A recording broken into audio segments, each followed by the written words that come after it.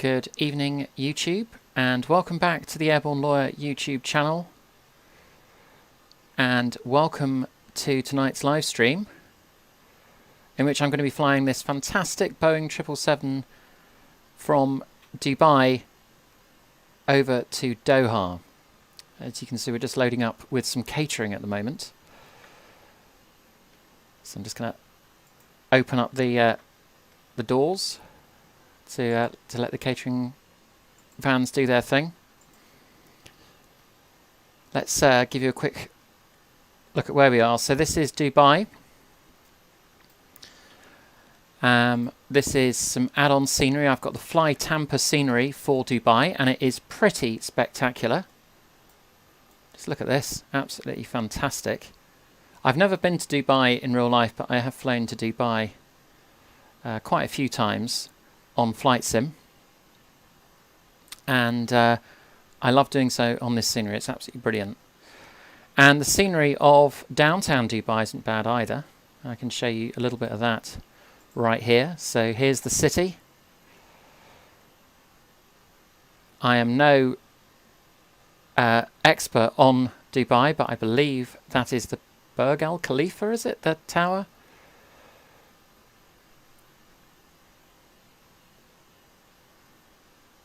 And this is just working our way along the coast.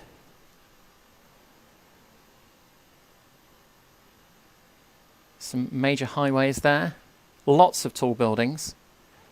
And quite a bit of sand as well. And in fact, they've even added like a, I think like a sandstorm effect to give it that atmospheric haze, and once in a while you kind of get this little gust of sand. Now I don't know if that's realistic, but it certainly adds to the atmospherics of the scenery.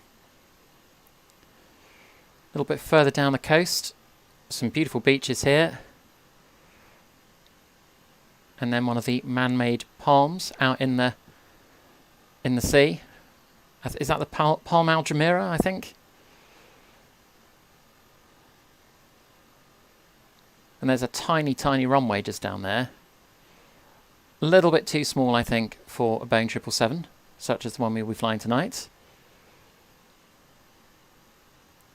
But it's all pretty impressive. This scenery is not quite as amazing as the scenery you get on Microsoft Flight Sim 2020. So this live stream I'm doing on Prepare 3D version 5.3. So Prepare 3D is some software which is developed by Lockheed Martin, and it's not as advanced as Microsoft Flight Sim 2020, but it's still very, very good. And the reason I still use Prepare 3D is because it's still got more add-ons, including this aircraft. This is the 777-200 LR. The LR stands for long range. It has exceptionally long range. When Boeing were marketing this variant of the Boeing 777, they proved its long range by flying it from Hong Kong to London the wrong way. So instead of going from Hong Kong kind of across China and Russia, etc., and back to the UK that way, they actually went across the Pacific and over the top of the US and Canada and over the Atlantic and into London to just demonstrate how good its range is. Now, that's pretty impressive, but it has actually now been outperformed by newer aircraft. So aircraft such as the Boeing Dreamliner and the Airbus A350 have better range even than the 777-200 LR. But it's a decent plane to do tonight's flight on, albeit tonight's flight is going to be very, very short. Let's take a quick look at what we're going to be doing tonight. So here's the Navigraph chart. This is the airport in Dubai. We are parked up at Concourse A with a short taxi out to runway 30 right.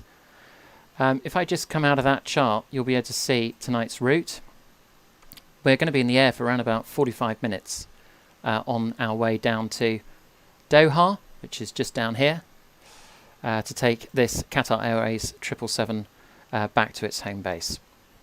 So we're just going to fly out on what is called the Navix 3 Foxtrot departure, Let me just show you that. There it is. So we're going to take off and head out along the coast to this waypoint here called Navix. And then we are going to pick up our route, which obviously isn't very far, until we get to our arrival route, which is called the Afnar 1 Romeo, which looks like this. Also Afnan 1 Romeo. So we're going to approach Afnan and then make our way into the airport, landing on runway 34 right, which is the white line I'm just circling there. So we're going to be flying in a bit of a circuit. If the traffic's clear, if there's nothing going into Doha, I might well give us a quick shortcut and fly straight from Afnan onto our final approach, but we shall see. So that's the route. 45 minutes in the air, it won't be long. All hyper realistic. The only thing which isn't realistic about today's flight is the time. So it is now 25 to 9 UK time, which means it's about 25 to 1 in the morning in Dubai. So it's certainly not daylight in Dubai, but to enjoy the scenery, I thought let's do this as a daytime flight. Again, the joy of flight simming is you can set the time to whatever you want it to be. Evening, John. Good to see you online again tonight. Thanks for joining us. So let's jump in the cockpit of this wonderful aircraft, and I'll give you a quick tour. I haven't done a live stream in the 777 before, but I have certainly flown the 777 many, many times. In fact, I think I've got more hours on the 777 than I have on anything else. Now, I have pretty much got the plane set up and ready to go. So what I've done is I've done things like checked the oxygen masks in case we have a cabin depressurization event. Very good. And then I've worked my way through. So I've got all the systems here largely turned on. This is our primary flight display here. This is our navigation display. Then we've got our ICAS, which gives us information about the engine and the aircraft generally. Up the top here, this is basically where you control the autopilot. So anyone who thinks the autopilot is just turn on the button which says autopilot and jobs are good 'un, think again. You have to configure the autopilot carefully by a mixture of inputs of speed, heading or direction, and altitude. And then you've got different ways in which you can get to that altitude. You might use vertical speed, you might use flight level change mode, you might use VNAV mode, and so on and so forth. There's lots of inputs to put into the autopilot there. And I've worked through all of this. There's a few bits and pieces you set up quite early on in the work through the cockpit. So on auto brakes, I've set those to RTO, which means rejected takeoff. And then down here, I've tuned my radios. So I'm doing this on VATSIM. That's the live air traffic control network. But there's no controllers online at the moment. A few aircraft at Dubai, but no controllers telling us what to do. So I'm on the Unicorn frequency 122.8, and that will mean I can talk to the other traffic and announce my intentions. Over here, I've turned on my transponder. That will mean I will show up on radar screens should any air traffic controllers come online. Down on this center flight management computer here, I've done something called our ACARS setup. So I've kind of initiated our flight, which has then, in due course, worked its way into this left-hand side flight management computer, where I have input our route. I won't do a full cold and dark startup here, obviously, but basically you can set up that flight management computer to put the route into the plane. So you can see here this pink line. That is our route all the way out to Doha, and you can see it's such a short flight you can get it in just one zoom of the map. So I've done all of that. Over on the overhead panel, I've turned on our ADIRUs. That's our basically our navigation systems. Now I'm currently on a mixture of auxiliary power unit, which is kind of our self-sustaining onboard power, and external ground power, which is where we're plugged into the ground. I will shortly be disconnecting ground power. I've armed the emergency exit lights. I've got the window heat on. I have turned on all of the hydraulic pressure. So what that means, hydraulics, that's how you move all the control surfaces. So when I've got the hydraulic pressure on, you can start to see the surfaces move as I move the different control surfaces. So they're on. A reminder, please, no smoking on this flight, and please fasten your seatbelt now. Those signs are on. Fully automated, of course, with a chime. which is quite charming. And up here, we can just test the fire extinguishers. Sounds good. These are the engine starters. We'll come to those very shortly. Over here are the fuel pumps. We have about 16 to 17,000 kilograms of fuel on tonight's flight. Bear in mind, we're only going to be in the sky for 45 minutes. That tells you just how much fuel aircraft burns. So 17,000 kilograms of fuel on board to get us 45 minutes down the coast to Doha. Over here, now this is actually quite an important bit of the overhead panel, given we're in Dubai. This is the air conditioning panel, so I'm pleased to tell you that the air conditioning is on, and we have some nice cool air coming into the cabin. And then this is our bleed air, which is largely run automatically on the 777. So that's all largely done. What I'm just going to now do is do our performance calculations for takeoff. So just down here in the electronic flight bag, I'm going to put in our departure airport. Now, John's asked a really good question about if a straight line is the shortest route, why take a less straight route? Is it all about air traffic control? Yes, it is, basically. So they've built this invisible infrastructure none of us can see, which are comprise highways in the sky, which mean that you can fly along set routes, and all aircraft fly along the same set routes. And it just it's an incredibly important way to ensure that aircraft stay separated from each other. Now, it doesn't mean to say an air traffic controller can't give you a shortcut. You could take off from Dubai and they say, look, it's pretty quiet, so you can go direct to, and they'll give you a particular waypoint, so you can just fly in a straight line and it's really quick. But this is about maintaining separation. And if you go quickly over to the Navigraph chart and see this, you might say, well, you know, why this particular shape? I don't quite understand. Why would it be that shape? Why would the highway in the sky be that shape? Well, the answer to that is you're going to have traffic coming into Dubai. So the traffic coming into Dubai might well be coming over the top here and then round and in like that. It might be coming underneath.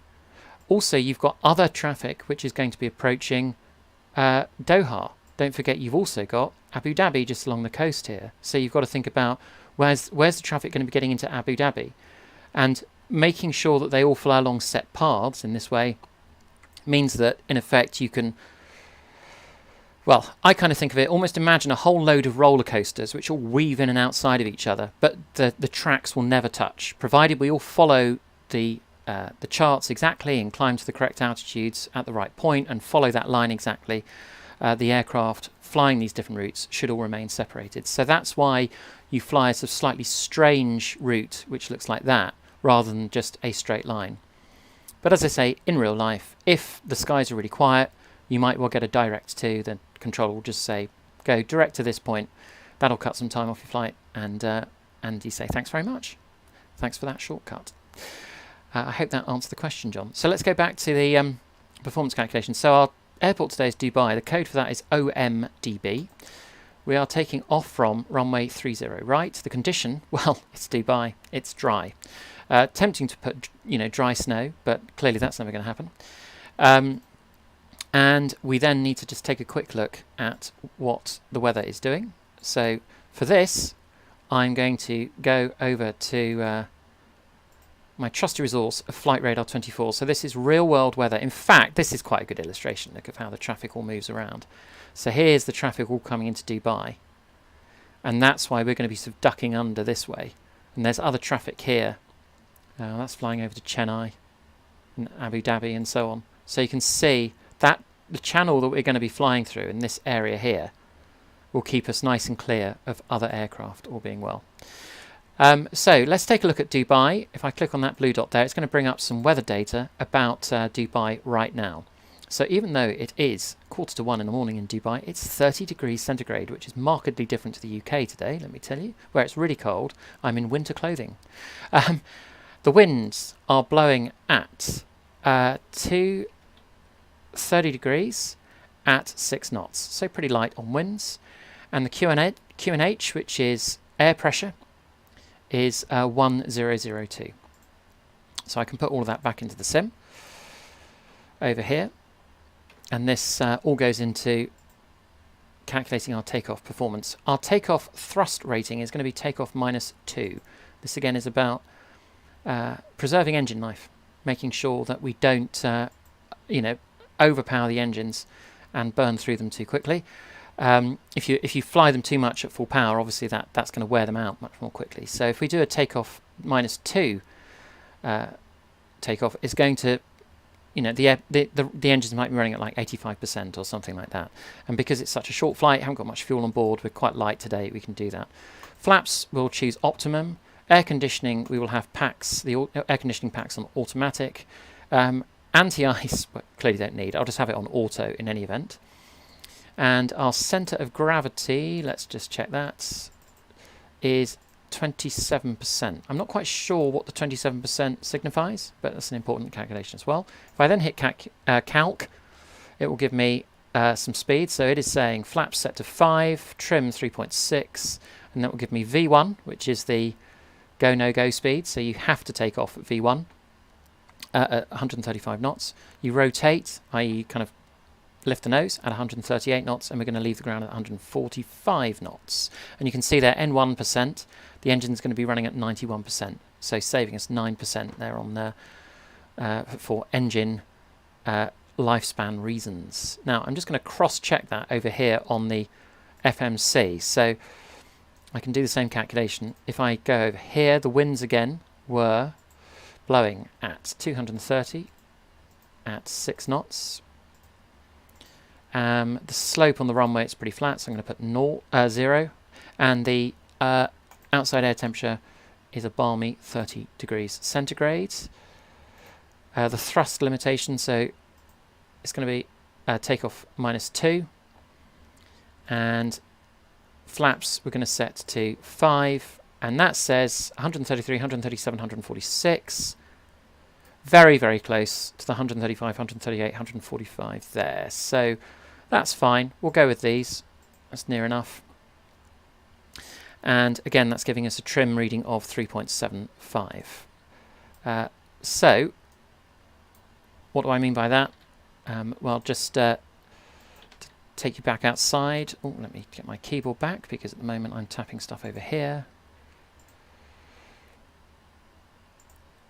So if we go back outside, you can see the elevators at the back of the plane. These lift the nose up and down. You can see if I pull the stick forward and back, you can see what it does there to the elevators.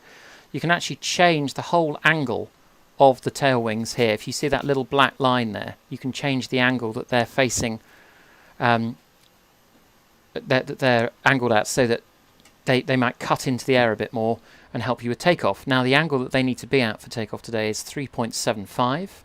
And if I flip over to my flight control setting, just down here, you can see stab. That stands for stabilize and trim. And if I just change that from 4 down to 3.75, that is now correctly set. So I think we're in quite good shape here now. The one thing I'm just going to do is put the takeoff speed in to the autopilot. This is called the MCP up here. I'm going to turn on the flight directors and just do another scan through. So all of this now looks pretty much ready to go. And again, over the top here, what I'm just going to do now is disconnect external power. And I can then get rid of the air conditioning and the ground power. That's the ground air conditioning, don't worry. The plane's air conditioning is already now on, so you're not going to sweat it out too much whilst we're waiting to take off. And I will remove the wheel chocks. I'm also going to close all the doors, which we can just see here, and I'm going to arm all the doors. And I can now put that onto the legs page. And let's now just work through the checklist to make sure that we've done everything. So the oxygen canisters we have checked. Flight instruments are all reading correctly, so we're at roughly 0 feet altitude-wise. We're facing 210 degrees, which is about right. Parking brake is set. Fuel control switches are at cut-off. Flight deck door, and indeed all other doors, we have closed. Passenger signs are on. On the MCP, we have set V2 here. We have set our heading on takeoff here, which is 300 degrees. And we've set our cruise altitude at 28,000 feet. Not a high cruise altitude today, given we're only going a few miles down the coast. Takeoff speeds we have calculated in the FMC, so 133 for V1, 137 for rotate, 146 for V2. And the CDU pre-flight is therefore complete. Trim we have set to 3.75. Taxi and takeoff briefing I will do very shortly, but I'll tick that, and we're going to switch on the beacon, which means we are about to start moving. If you see a plane starting to flash its red light, it's about to move. We can now get rid of the jetway. There it goes. Doors all nicely closed. And I'm going to call out the pushback truck. Here it comes. That's now going to connect up so that we can push back from the gate and be on our way.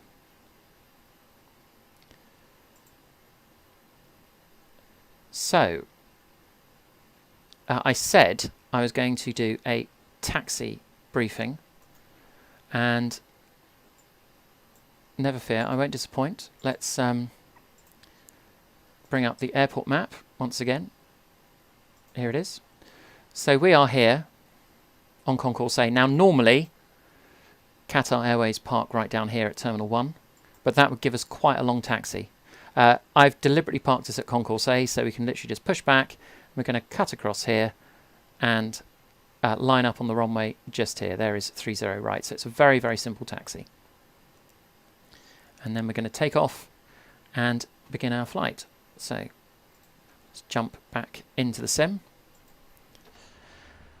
And pushback is ready to go. So what we're going to do is do a nose left, tail right. So the tail will turn to the right behind us. The nose will go to the left in front of us.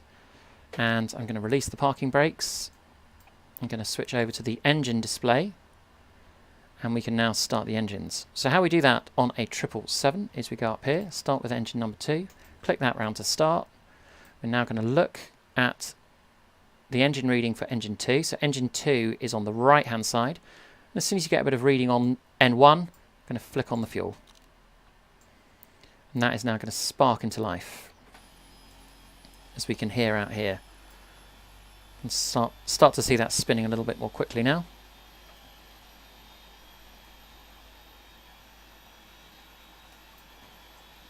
We are at gate A9, Alpha 9. And if the pushback truck does its thing properly, we should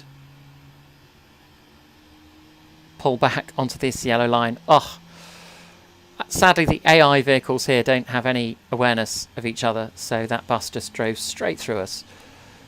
So we're going to line up on this yellow taxiway just here very shortly. Sounds like engine 1 is about up and running, so let's take a quick look. Yep, the switches now return to normal, so I can now start engine number 1. Sorry, that was engine number 2 that we started, so we're now starting engine number 1. Get a bit of a reading over here on N1 and inject some fuel.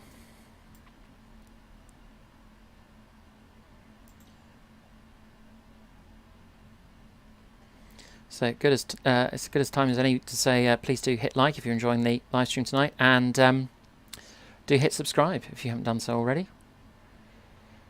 I do a live stream every week or two, and I do a few other bits and pieces on the channel as well, including a few shorts where I have little highlights of flying that I do. Last night I put up a short of a sunset scene when I was flying back from Boston to Heathrow in the Dreamliner. So I do try and put up lots of different things on the channel. Right, let's set the parking brakes and we can dismiss the pushback truck. So both engines are now started. The starters have now gone back to normal. What we're now going to do is bring up our checklist again and work our way through it. So anti-ice is set to auto. Clearly that's not going to be doing anything at the moment, but you can just see here on the anti-ice panel it is set to automatic. Recall, what that means is I'm going to press this button over here and look for any error messages. If error messages came up here, they'd be in yellow or red if they're particularly serious. So there's nothing there, that's all good. What I can see though, looking down this list, is APU is running. That's the auxiliary power unit. We don't need that anymore, so I'm going to turn that off. And that should now switch to APU cooldown. There, just says APU cooldown.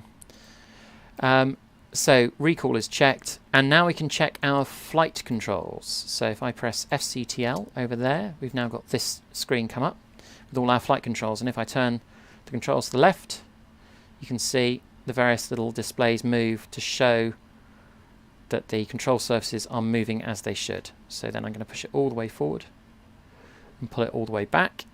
That's working. I'm going to check the spoilers. Oh, no, don't need to do that. So spoilers are good. And finally rudder, which I steer with my feet. So rudder to the right and rudder to the left. So that's all good. You heard there the alarm sound if something goes a bit awry in the 777, but it's fine. I just accidentally knocked the throttle, but it's fine. I haven't gone anywhere. So flight controls we have now checked.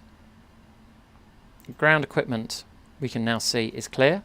They are literally driving off as we speak. So I can tick ground equipment. And the last thing to do in readiness for takeoff is to set the flaps. So they need to be set to 5, which is 2 clicks down on the flaps lever. And you can just see again on the ICAS screen, as I say, the ICAS is all about engines, instruments and the aircraft in general. You can see flaps are moving out to 5. Once it gets to 5, the pink will turn to green.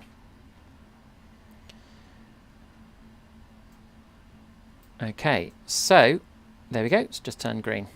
We can now taxi out. What I'm just going to do at this point is take a quick look and see who else is flying online tonight. And it looks really quiet actually here at Dubai. So this is SimAware, a map showing everyone who's flying online. So Dubai is all quiet. In fact, I'm the only aircraft on the ground here at Dubai. Looks like another aircraft's just taken off. He's flying to Ljubljana, I think. By the looks of it, he's just taken off there. But otherwise, we are the only aircraft. That is us there, Qatar 1015. So I don't need to trouble myself too much with air traffic control tonight because there's no one else in the area. Right, so parking brakes can go off, just a little bit of breakaway power, and away we go.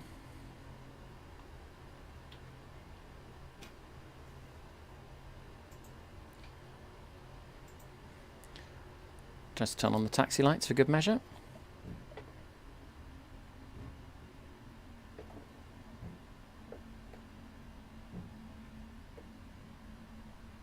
You can see the windsock just over to the left there, which is blowing straight down the runway, which is just as you want it. So you always take off against the wind. So that is blowing, as I'm looking ahead here, to the right, and we will be taking off to the left. So we're now going to cross runway 30 left. There's nothing coming. I will, just in case, announce on VATSIM. Dubai traffic. Qatar 1015 Heavy is crossing runway 30 left. Qatar Dubai traffic.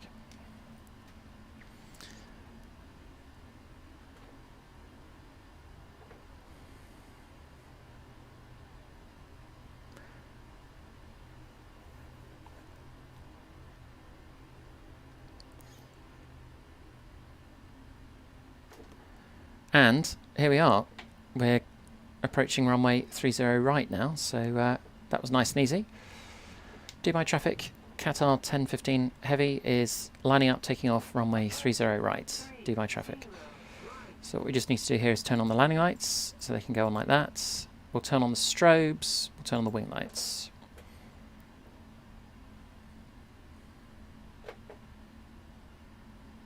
So having done all that setup and having done all those checks, now is the moment of truth as to whether I've got it all right in order for us to take off safely. And what we'll do is start the clock, advance the throttle levers to about 50% N1, bit of forward pressure on the stick, engines are stable, so take the throttle lever up to our derated takeoff setting. Takeoff power is now set. We are accelerating away with wild abandon here because we are pretty light for a 777. Haven't got much fuel on board for this flight. Here comes V1. And pulling back on the stick. And there we go.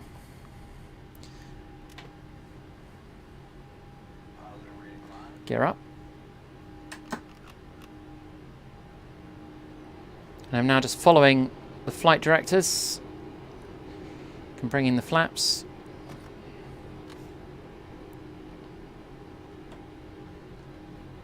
And there is Dubai over to the left-hand side. I'm going to cheat a little bit and turn the autopilot on so we can enjoy the scenery.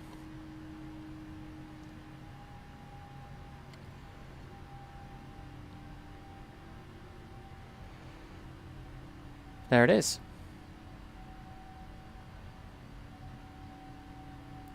And the engine's just spooling back a bit to climb power. So takeoff power is obviously a really big push to get you off the ground. Climb power is a bit less. Again, all in the interests of preserving engine life and burning less fuel than you have to. So you can look straight down the coast. You can really see that atmospheric haze again there. We'll be turning left shortly, so we should keep that in view for a little while. So it's passing through 4,000 feet now. Just going to quickly do our after takeoff checklist. So I click on checklist over there. Let's try that again. There we are. After takeoff, landing gear are up, flaps are up. After takeoff checklist is now complete. Yeah, here we go. Turning around, seeing Dubai. It's a cruise ship down there.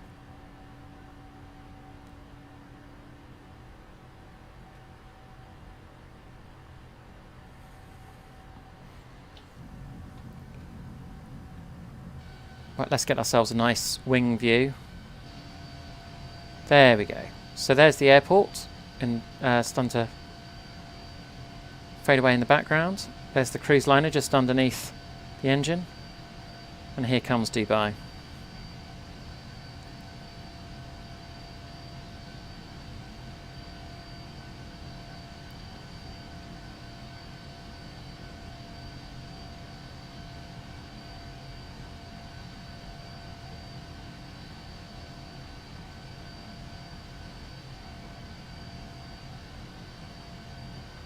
Stretches down for quite a way.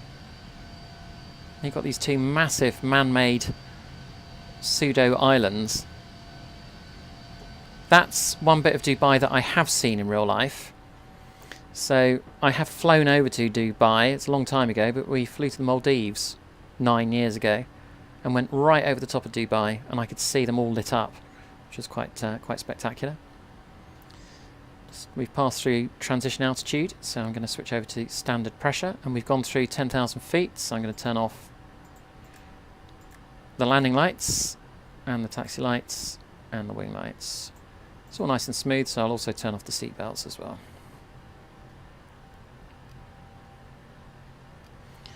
So again, not a long flight at all. We are only climbing up to flight level 280, that's 28,000 feet. We will get to flight level 280 in, according to the flight management computer, 37 miles. Again, very, very steep climb this, because the plane is so light. If you look here on the primary flight display, we are climbing at a rate of 5,400 feet a minute, or thereabouts. But that's fine, because we're not very heavy. But you can see the steep ascent if you come outside. Nice nose up aircraft here. If you were fully laden with fuel, you wouldn't be able to do this kind of climb. You'd be climbing at probably half this rate, if not less. And I'm now going to switch climb mode to VNAV. Yeah, so different ways to climb the aircraft I mentioned a little while ago. So what I've done here is I've set 28,000 feet in the altitude setting. That's fine, and you think, well, fine, so just tell the plane to climb. But there is a real question there of how. So one way you can do it is by doing it vertical speed mode. So if I click on vertical speed, I can say climb at plus 2,500 feet a minute. That's great, but if you set the plane to climb at a certain altitude and then that's too steep, the plane is going to lose speed and you could potentially put yourself into a stall. So another way to do it is flight level change. Flight level change is where you say, keep me climbing at to 28,000 feet doing 300 knots. So this will get me to 300 knots and then climb up to 28,000 feet. If I can't maintain 300 knots, I won't climb. So that's a good way to preserve speed and climb at the same time. It's a safe way to climb. Meanwhile, there's then VNAV, and VNAV basically is about combining your climb with what you've programmed into your route. So here's our route, active route legs, and this is basically a calculation, a forecast of what altitude we should be at and when. So it thinks by the time we make it to low PAP is our next waypoint. If you look at the map here, you can see this place low PAP in front of us. By the time we get to low PAP, we should be at 23,400 feet. We should then reach 28,000 feet once we get to NAVIX. You can see all of that. That's abbreviated. FL means flight level. And then it's an abbreviation. So add a couple of zeros on the end there and you get the feet in thousands and hundreds. So we should reach flight level 280 by the time we get to NAVIX. And that is a VNAV climb. And the other thing you can do with a VNAV climb is you can change the speed which you're doing whilst you're climbing. So this is doing a climb at 300 knots, or rather the faster, or it's either 300 knots or Mach 0.718. There comes a point where the plane might be going too fast if it were doing 300 knots, just to do with the density of the air that it's flying through. So it will either do 300 knots or Mach 0.718. So you can then see here with VNAV enabled to climb up to 28,000 feet, we are indeed doing 300 knots. And we are getting pretty close to 28,000 feet now. So it is quite complicated. It's the autopilot. When people think the autopilot must be really simple, you just press a button and the plane flies itself. That is definitely not true. So 25,000 feet now. And even at this early stage of the flight, just 7 minutes after departure from Dubai, I'm going to need to start thinking about our approach into Doha, because we really don't have far to fly at all today. So let's head on back to our flight plan over here. You can already see now that we're making decent headway. We are the pink arrow. We've left Dubai behind us, and we're already probably roughly a quarter of the way to Doha. Now, when you approach an airport in a big plane like this, you are almost certainly going to fly something called a standard terminal arrival route, or a STAR. We are flying the Afnan 1 Romeo STAR into Doha, which brings us into Afnan, where we need to be at or below 12,000 feet. And then we're going to follow that line into MoveX, and then we're going to do three sides of a square by the looks of it. So MoveX, Lovnan, and then back to Muxed. I don't know how they come up with these. And by the time we get to Muxed, we need to be at 3,000 feet. We must be at 3,000. So this is how to read these charts. Afnan, we need to be at or below 12,000. So it says 12,000 feet there, and the line is above 12,000. So we can't be above it. We need to be at or below. Compare that with if you're flying into waypoint Sidmu over here, you need to be either above 5,000 or above 6,000, depending on which route you're taking in here. Over here, at Egnug, you need to be between 8,000 and 9,000 feet. At Muxed, you've got lines either side of the 3,000, so that means we must be at exactly 3,000 feet at the point we reach Muxed. Fascinating stuff. So this is our arrival, and we're basically following our route all the way down to Afnan. You can see then that square there, and then we are going to approach the airport via runway 34 right. So let's now take a look at what the airport looks like over in Doha. It's quite a new airport, I believe. 2 runways, 34 right and 34 left. I know we're going to be landing this way because I've checked the weather, and that's the way the wind is blowing. If we just quickly switch back actually to flight radar 24 and head over to Doha. So close. I mean, you can see here these aircraft are all flying in kind of facing north, and that is the same as we're going to do. So you can see the runways a little bit faint perhaps, but just see them left and right there. The wind is blowing at 280 degrees at 8 knots, so it's actually going to be a slight crosswind from the left. QNH air pressure is 1002, and it's 36 degrees in Doha, so Doha's even hotter than Dubai. So just going back to our chart, here's the airport in a little bit more clarity. So we're going to land on 34 right, we're going to pull off, and then we're going to pull into the terminal and park up over here. We are going to fly in, as I say, on runway 34 right. Here is another way of looking at 34 right from a pilot's perspective. Lots of information on this chart. This tells us anything from the airport elevation, so it's 13 feet above sea level, to what we need to do in a missed approach. Now the missed approach is shown here in the dotted line. It's an interesting one. So if we have to do a go around because we're not happy with the approach, we're going to have to follow a dotted line like that and head to Genot, and we're going to need to climb and maintain 4,000 feet. But hopefully we won't have to do that. Can happen though. I did do a go around a couple of flights ago. Check out the Airbus flight down to Washington Dulles if you want to see me handle a last minute go around with another aircraft on the runway in front of me. So we are going to look to pick up this waypoint here called Lagma, again at 3,000 feet, and then follow the instrument landing system all the way in on a course of 336 degrees.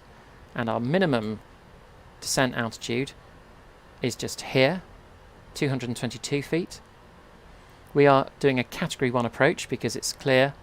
If it's really, really foggy, you might be doing a Category 3, but it's nice and clear, so we're going to do a Category 1. Our decision altitude is 222 feet.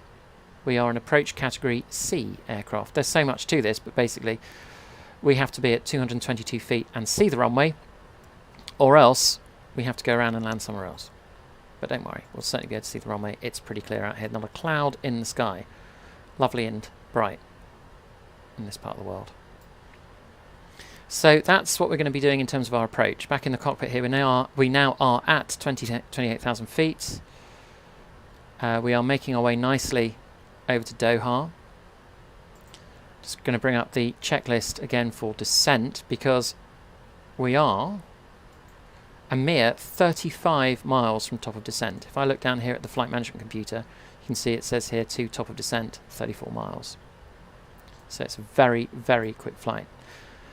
Now we might actually make that a bit quicker, in fact, because I'm tempted to do a shortcut here. I'm just going to switch my map to plan mode and skip through a few steps.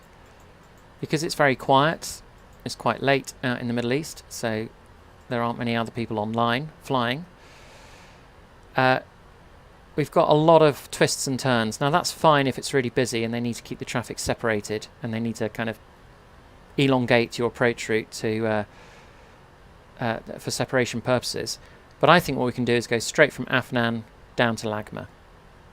I can do that over here in the flight management computer by selecting Lagma and then going all the way up to Afnan.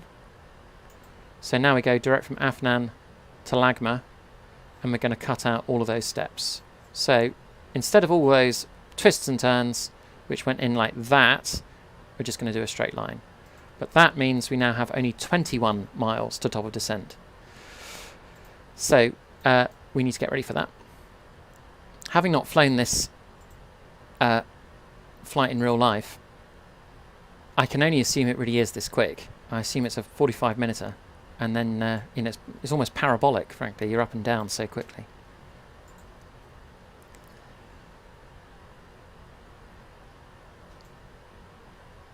So starting to think about anything else I need to do before we make our approach. Not really. I think everything's pretty much set up here in the cockpit. I will work through our descent checklist when we are actually descending. I'll tell you what I will do just for the last few miles is I will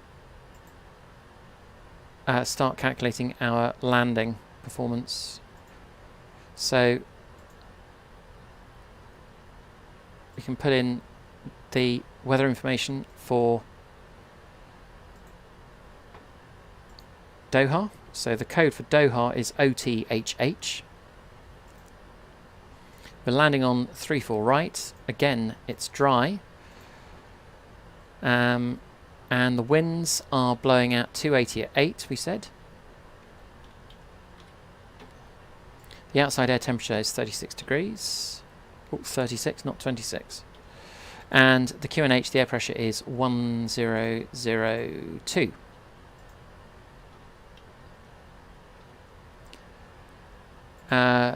We'll give no credit to the reversers. Flaps will have at 30 degrees. Air conditioning will be on auto. Anti-ice will be on auto. Brakes we will set to auto brakes 1. There are no non-normal conditions we need to be worried about. I'm going to put VREF add of 0. And our current gross weight is 204,000 kilograms. So for our landing weight, I'm going to put in 203,000 kilograms. And then I can hit calculate, and that is saying our VREF speed will be 137 knots. So VREF is basically your approach speed. It's another way of saying that. So we are going to be on final approach doing 137 knots. We've now got a yellow message come up on the ICAS which says FMC message. Look down here and it says reset your MCP altitude. That is because we are now about to start descending. So I'm going to reset that, and I'm going to set it to 3,000 feet. If you recall, 3,000 feet is the altitude we need to be at when we get to, is it Lagma, I think? Let's have a quick look. What was it called again? Yeah, Lagma. We need to be at 3,000 feet. If we do that, we're going to then be bang on target for our approach. Usually 1 hour 10 flight time. Thanks, Ian. Good to know. Yeah, could be a bit heavier. I haven't got much cargo on board. I loaded this up with a few people, but not much cargo and not much fuel. But we've still got plenty of fuel for this. If I take a look at our fuel page, yeah, we've still got 13,500 kilograms. Obviously, you have plenty of fuel on board just in case you need to go around or divert or whatever else. But the actual fuel you need to fly there isn't all that much. So you probably heard the engines start to slow down a bit. And we are descending. Already coming through 26,900 feet. And what's quite neat is if you take a look at the navigation display, you might see that circular line, that green line there. That is showing when we should meet our target altitude of 3,000 feet. And that is right on the cusp of waypoint Lagma. So that again is just a way of cross-checking that we are descending on schedule. One thing we ought to do, of course, is tell everyone to put the seatbelts on now that we're descending, but there's not a breath of turbulence around. It's all pretty calm. A few islands dotted around here and there.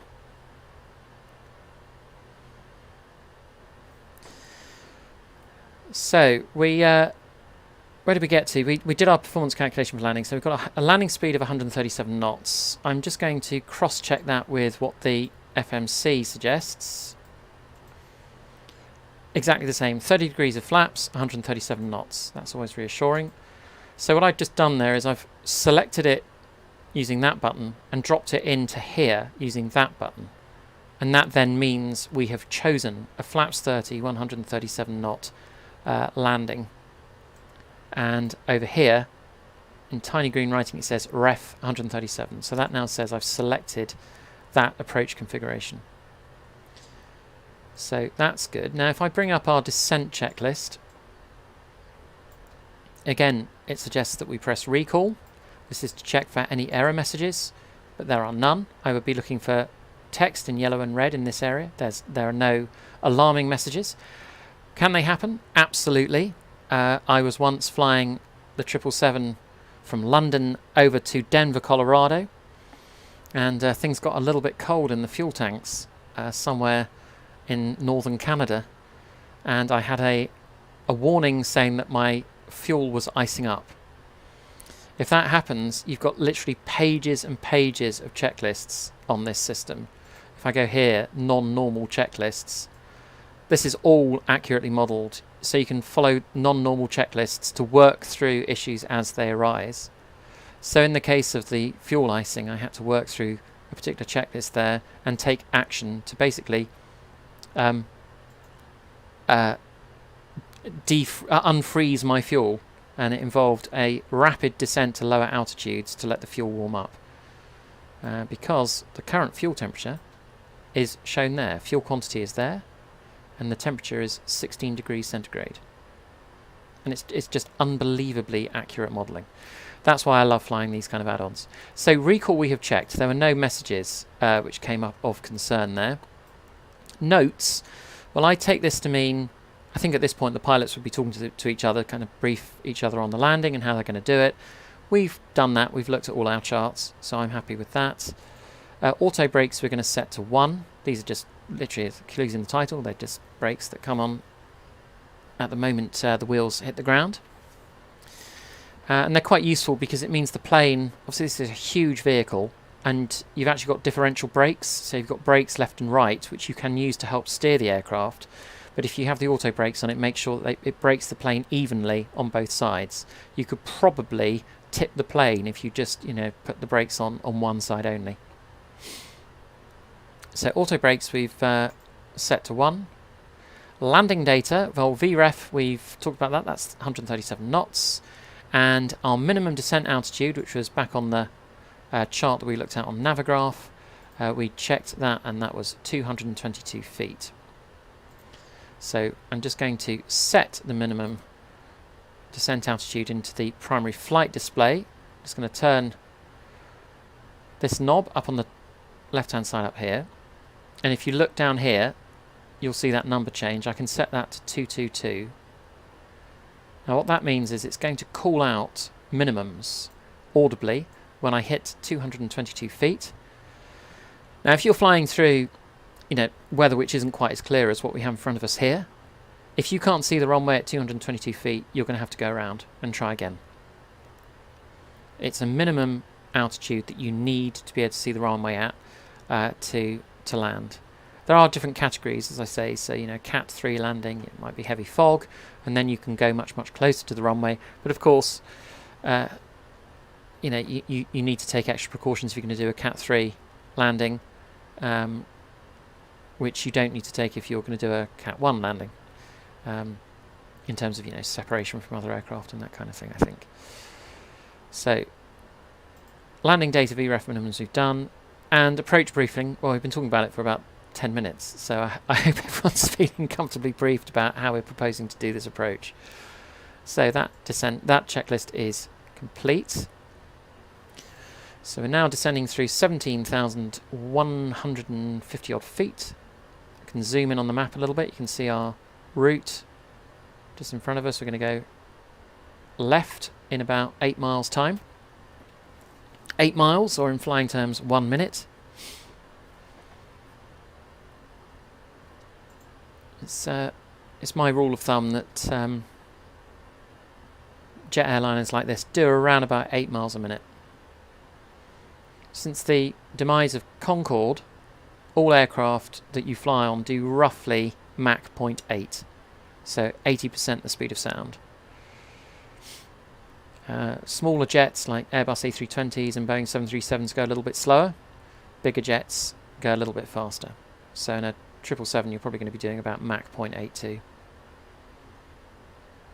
Mach 1 is the speed of sound, so Mach 0.82 is, as I say, about 82% the speed of sound.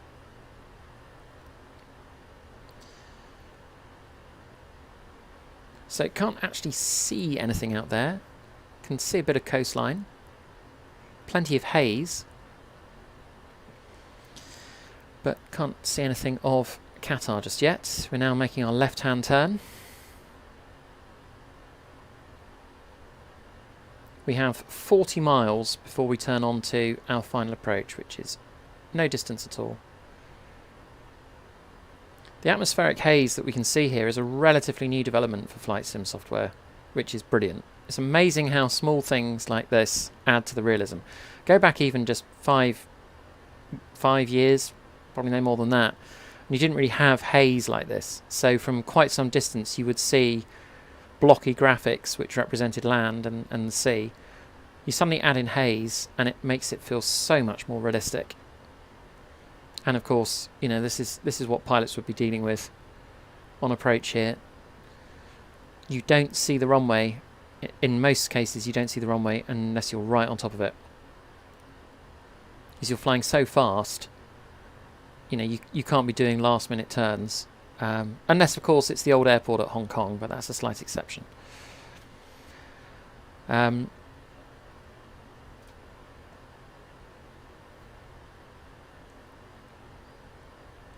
Great regret of mine that I never got to fly into Kai Tak. It closed when I was 16 years old. Kai Tak is the old international airport in Hong Kong, which pilots loved and I believe passengers hated, where you did a 45-degree turn into the runway at about 700 feet and barely a mile from the end of the runway. It was just to do with the terrain around Hong Kong. But since that airport shut 20-odd years ago, 25 years ago, 24, 25 years ago, there aren't many airports where you do last-minute turns to land nowadays. Maybe Madeira. Madeira's a good one for that. But what you can normally expect is you're going to do a really long final approach of literally 10 plus miles, and slowly the runway is going to come into sight. So you're going to have navigation systems like we have on board the 777 here to see where you're flying without being able to actually see where you're flying, if that makes sense. So Doha is out there, but it's too far to see at this stage.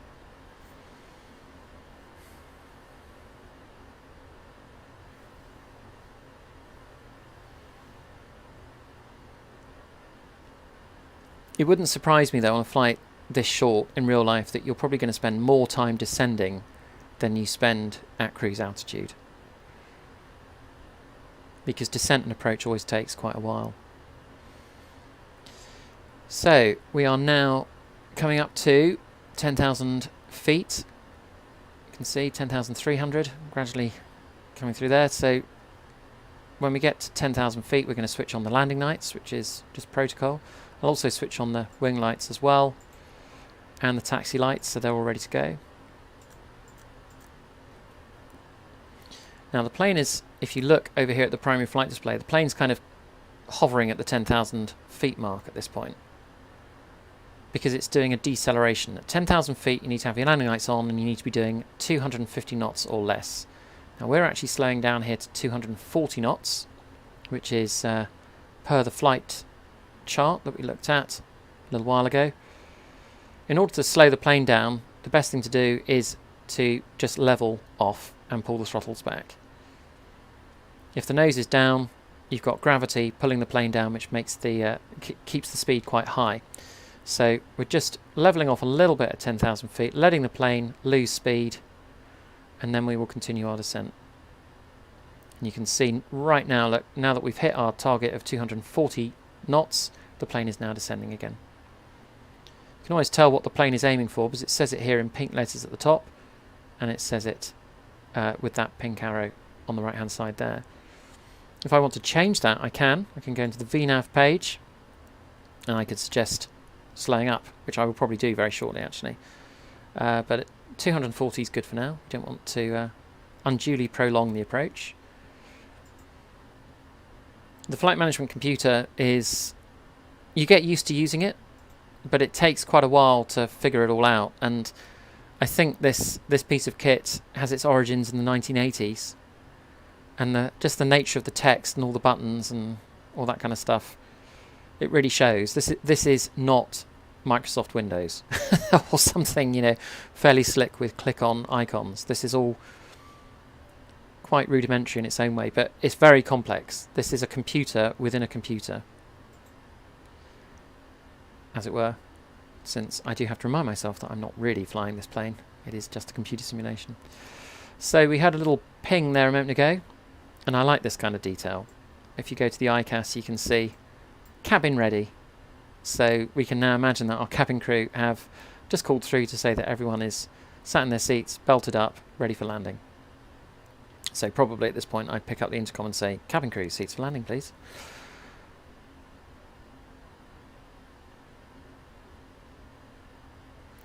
Looking down here, we are now just coming up to Afnan. So this is where we've given ourselves a quick shortcut. Had I not have done that shortcut at Afnan, we'd have been turning right and sort of looping round a bit. But instead we're just going to go straight on, which is all fine in the circumstances because things remain very quiet. There is another aircraft just on its way into Doha right now.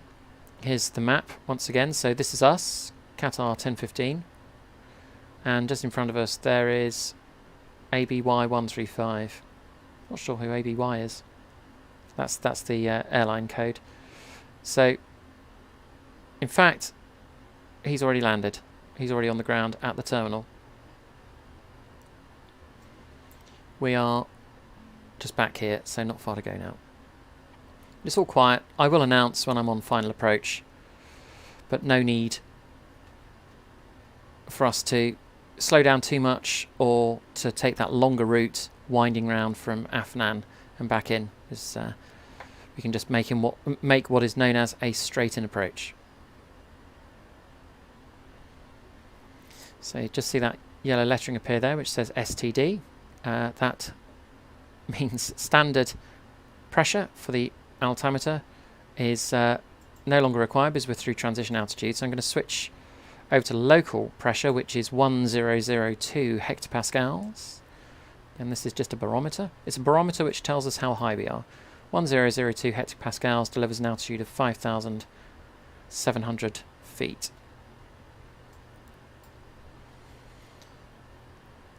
I have attempted before to explain what transition altitude is. It's really simple when you get it, but it's quite complicated to explain. And I'm not sure I've got time to do it before we turn on to final. Above a certain altitude, you need all the planes to be flying at the same altitude relative to each other.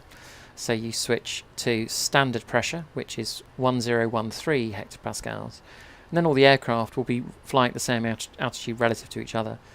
But because air pressure changes in each location, it's 1002 here in Qatar, but it might be, 1021 or something in London, which would give you a very different altitude readout. It's very impractical if you're flying long distance to be switching the altimeter every time you go into a new belt of air pressure.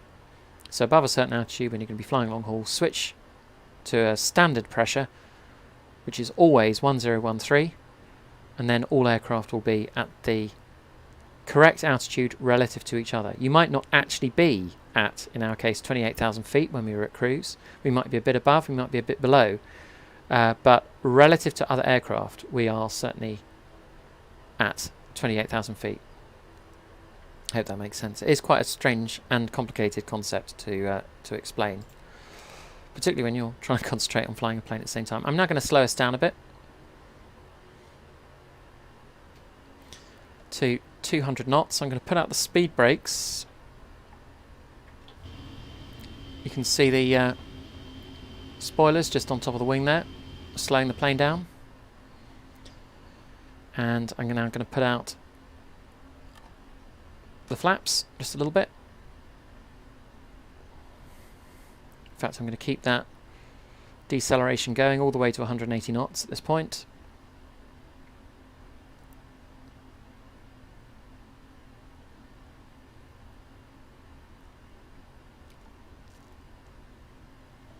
And now flaps 5. Plane slowing down nicely. What I'm just going to do is turn right 10 degrees in readiness to intercept the localizer. So for that, I'm going to put on our approach display on our navigation display here. So when this pink line hits that center bit, we are going to be bang on the runway center line. When this pink diamond hits the white center line there, we're going to be bang on the glide slope. And we then follow them all the way in. I'm just now going to hit approach hold, and that will pick up. Here comes the center line. It's now coming across. So I'm just going to let that do that for me just for a moment, whilst I otherwise check everything's happening in the right way. But don't forget, 2 people normally fly this plane, so it's good to be able to delegate to the autopilot when it's just me on my own. Now, if you look in the distance there, you can just about see the runway. So you can see that we're bang on that centre line on the right-hand runway, 34 right. Very, very fractionally gone to the right of us, which is fine. We're just going to line up with that. And now the pink diamond has gone solid, and that's going to start dropping down. Just imagine there's a slide above us right now, which we're going to meet, and then we're going to join that slide all the way in. That's the glide slope. So that pink diamond gradually dropping. I'm going to slow us up now to 160 knots. The golden rule I always find is never leave it too late to slow the plane down, because it can be really hard to slow down if you're descending and you're coming in too fast.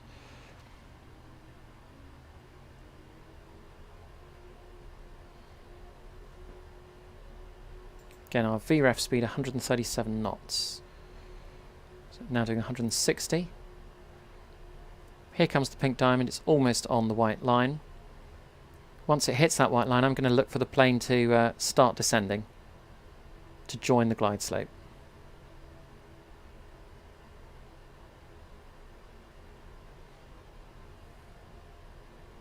There it goes. Just very, very gently, but it's starting to descend, and I can check that. Just down here, you can see the vertical speed indicator is now pointing downwards to show that we are descending. Good. Okay, time to get the gear out. And time to announce that we are on our way in. Doha traffic, Qatar 1015 heavy is inbound at ILS 34 right. We're 8 miles out. Doha traffic. And we'll now slow down to our VREF of 137 knots. Flaps all the way out.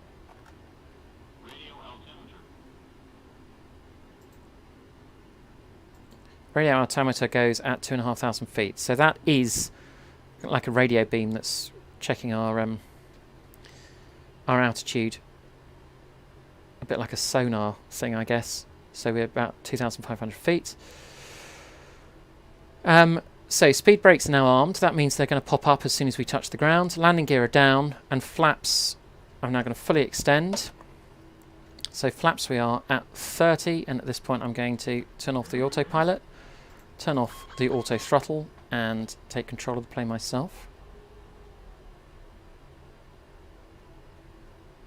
So I'm looking to maintain 137 knots, and then just keep it on this flight path in, so just following the flight directors all the way down.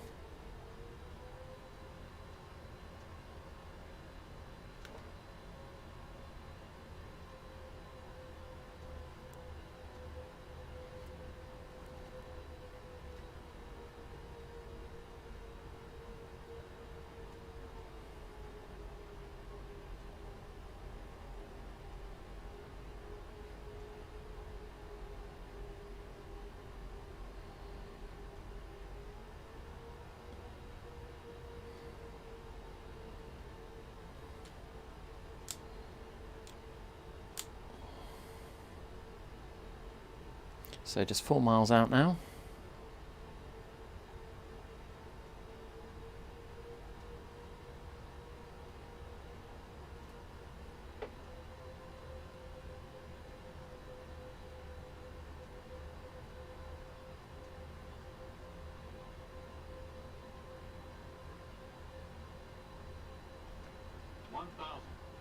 Thousand feet to go.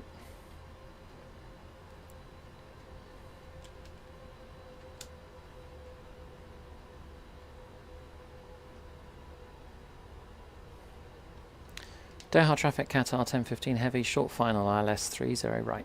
Doha traffic. Correction 34 right, Doha traffic.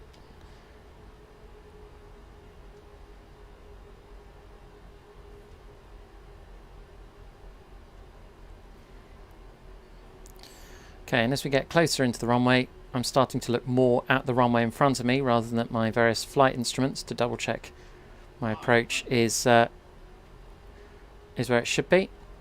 But I'm quite happy with this at the moment. This looks good. Pleased to say there are no other aircraft on the runway.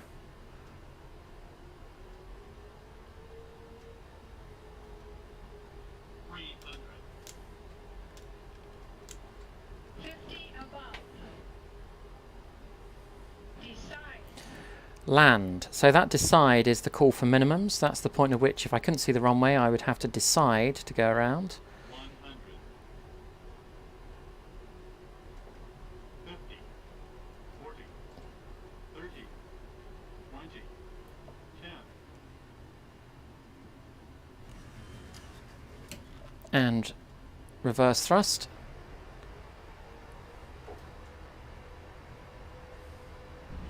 Okay, I'm pretty happy with that actually. Don't want to sound too smug, but you know, all landings are different. That one I'm quite happy with. Here we are, steaming down the runway. I'm going to switch brakes to manual. And see, I'm actually mostly turning this on differential brakes. I'm applying the brakes on the left-hand side, and it has the effect of pulling the plane in that direction. Doha traffic, Qatar 1015 heavy has vacated runway 34 right, Doha traffic. Very nice. Yeah, all landings are different, so there's plenty of landings which haven't quite gone to plan, but that one I'm very pleased with, so that was quite nice. So we're going to turn around here and head over towards the passenger terminal. Turn off the landing lights, turn off the strobe, turn off the wing lights. I'm just using a few keystrokes to do that, but just turn those off up here. That's a tight turn for a big plane like this. Right, there we are. And I'll bring in the flaps and bring in the spoilers. Turn off the flight directors. I can turn the auto throttles back on again. Not that I'm going to use them. So I've got rid of all the yellow and red messages just in the ICAS display just there. And I am going to select my parking. Let's go for C7.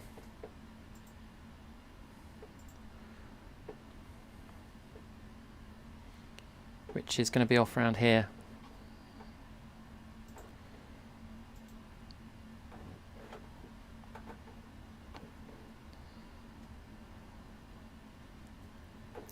So I'll just show you a quick map. So here's the airport. We just landed on 34 right. We did a U-turn here, and parking stands. Here we are. So we're going in, yeah, C7 mid concourse, and we're just up here at the moment. So we're going to come down here and park up at C7.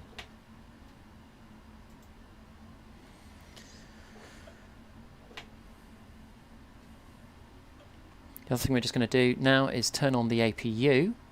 That's again the auxiliary power unit. That means that once we have turned off the engines, we will still have power on board.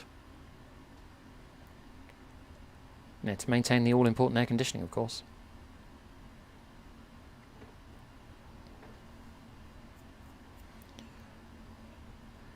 We will take a look at some scenery in Abu Dhabi very, very shortly.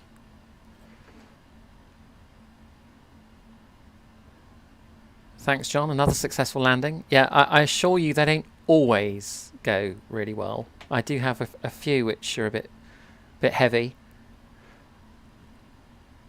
It's just one of those things that takes practice. And the thing about flight sim, which I've said before, but it bears repeating, is that it's because it's so hard that I enjoy it so much. This is not easy. And when you get it right, you can't help but feel a sense of accomplishment at it. So this one is, I know these are the Echo gates, E1 up here, and then we get to the Charlie gates. So just a few further along. Still a few challenges ahead, of course. It's not all done just yet.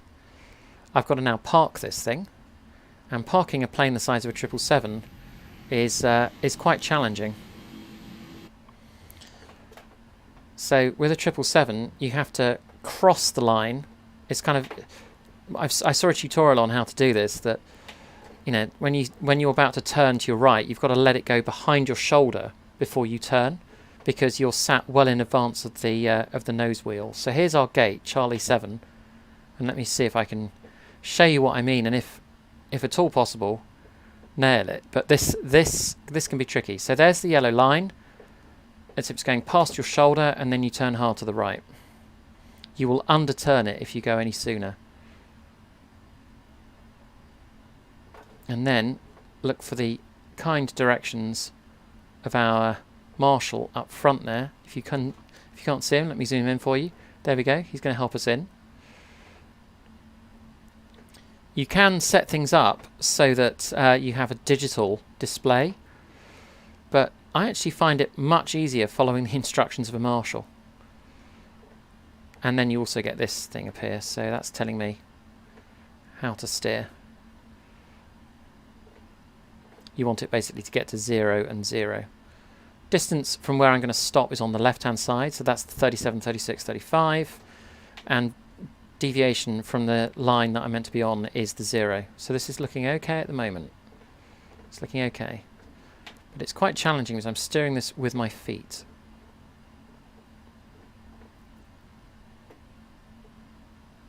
Here we go. And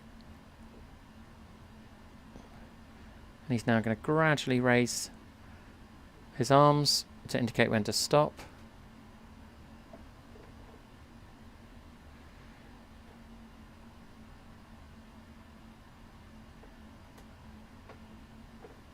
Oh, not quite. Let's just try that tiny bit of power. And there we go. That will do. That will do. Okay, so I can now turn off the engines. And the joyous sound which everyone looks forward to back in the cabin. Seatbelt signs go off. So engines are now spooling down.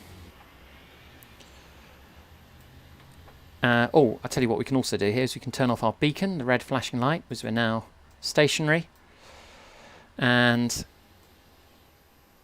what we can do is connect up our jetways. We've got 2 jetways here. What luxury. So we'll do that. Connect both of those up to the airport. And I'm now going to connect up ground power.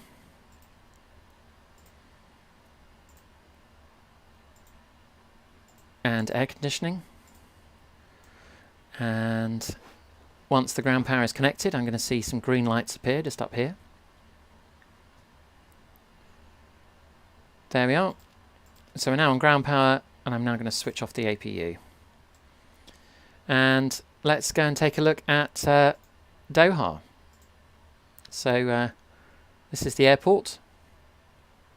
I'm using the taxi to the gate scenery for Doha. And then this is downtown Doha. Now it's much smaller, from what I can tell, much smaller than Dubai. But here are the skyscrapers. Again, this is Prepare 3D. This isn't Microsoft Flight Sim 2020. So unfortunately, the scenery isn't quite as good as Microsoft Flight Sim 2020. but the quality of the add-on with the 777 is better than I get on Flight Sim 2020, which is why I still fly on here. There's still a fair collection of skyscrapers over here. Maybe some kind of convention centre, is that, down by the shore? I don't know what that would be, maybe. So that is, that's a little bit of scenery of Doha for you.